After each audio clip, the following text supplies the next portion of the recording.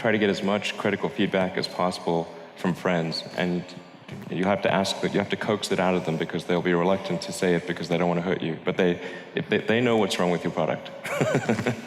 Just, yeah, you need to get it out of them. So.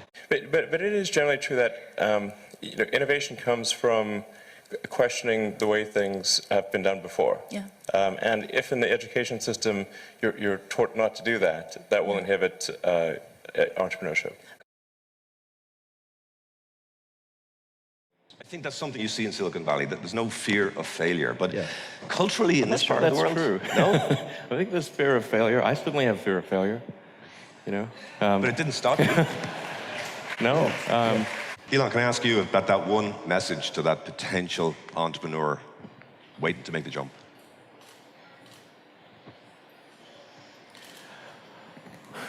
Well, I mean, certainly, I think people should ignore fear if it's irrational, and but even if it's rational and the stake is worth it, it's still worth proceeding. What are the range of probable outcomes? Outcomes are usually not deterministic. They're a range, and so you want to figure out what those probabilities are, and make sure, ideally, that you're the house. You know, it's fine to take. It's fine to gamble so long as you're the house. Yes.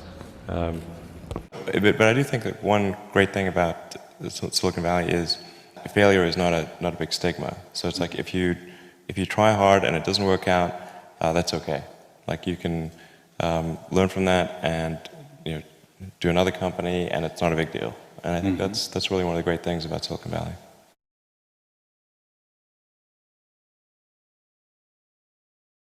And then I think that the final thing I would encourage you to do is, now is the time to take risk. You don't have, you don't have kids. Your obligation. Well, sorry,